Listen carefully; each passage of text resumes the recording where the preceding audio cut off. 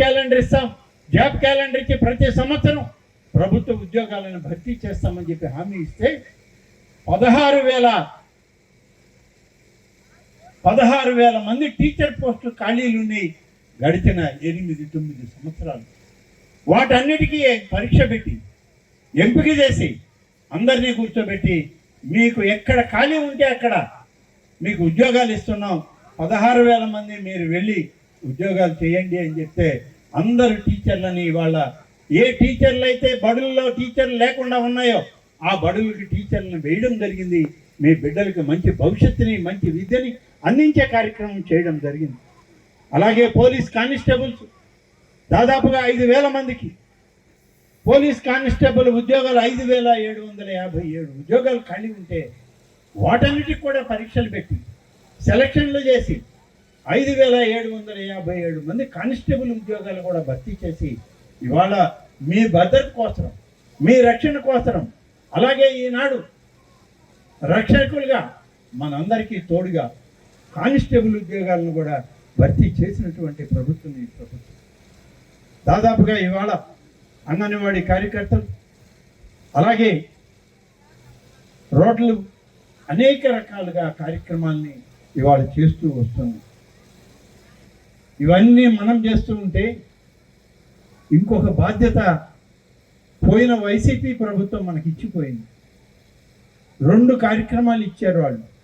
ఏంటంటే మనకి వాళ్ళు పోతూ పోతూ ఈ ప్రభుత్వానికి ఇచ్చినటువంటి మొదటిది 10,50,000 కోట్ల రూపాయల అప్పు మనకు ఇచ్చిపోయారు.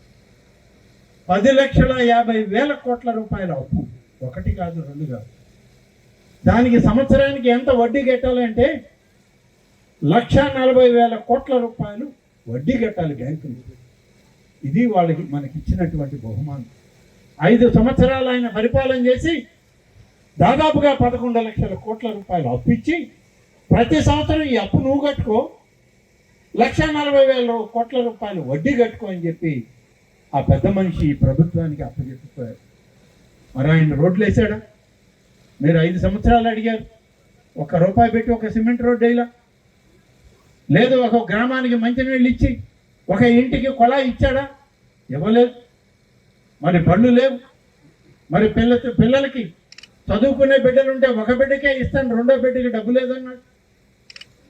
మరి రైతుకి 6,000 రూపాయలు 7,000 రూపాయలు ఇస్తానన్నాడు.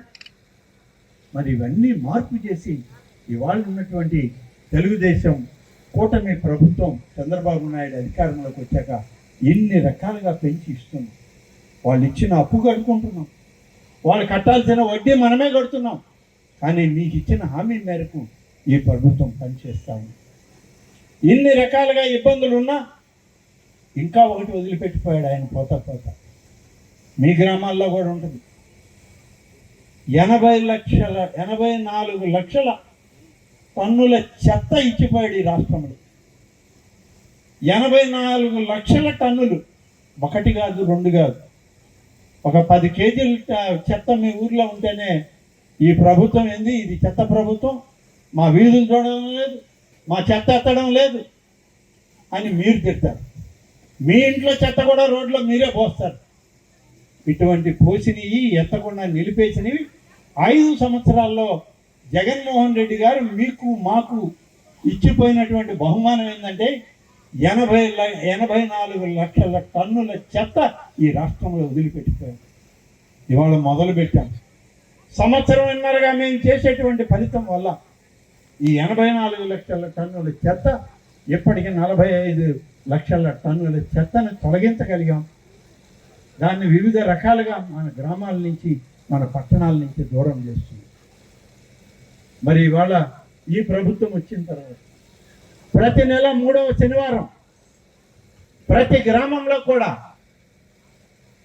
స్వర్ణాంధ్ర స్వచ్ఛాంధ్ర అనేటువంటి ఒక కార్యక్రమం కింద చెత్త లేకుండా చేయాలి, పరిశుభ్రమైన వాతావరణం ఉండాలి, మంచి గ్రామాలుగా మీ అన్నీ ఉండాలని చెప్పి అధికారులను పురమాయించి తెలుగుదేశం పార్టీతో పాటు జనసేన బీజేపీ పార్టీ నాయకులను కలిపి ప్రభుత్వ అధికారులను అందరినీ సమన్వయం చేసి స్వయంగా ముఖ్యమంత్రి, ఉప ముఖ్యమంత్రి గారు, మంత్రులు అందరూ 3వ శనివారం ప్రతి నెల ఈ యొక్క గ్రామాల్లో ఈ చెత్తను తొలగించే కార్యక్రమంలో, వీధుల్ని శుభ్రపరిచే కార్యక్రమంలో, కాలువలను శుభ్రం చేయడానికి, మంచి ఆరోగ్యం మీకు, మీ కుటుంబాల్లో, మీ బిడ్డలకు ఉండేదానికి ఈ ప్రభుత్వం ఒక వారాన్ని సెలెక్ట్ చేసుకొని ఆ వారంలో అన్ని దగ్గరలో పనిచేస్తుంది.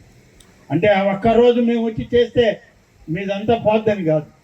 మేము ఒకరోజు చేస్తే మీరు 29 రోజులు కనీసం మీ ఇంటి ముందు చెత్త లేకుండా మీరు జాగ్రత్త పడతారు. ఇది ఒక ఉదాహరణకి, నిదర్శనకి ఈ ప్రభుత్వం పనిచేస్తారు.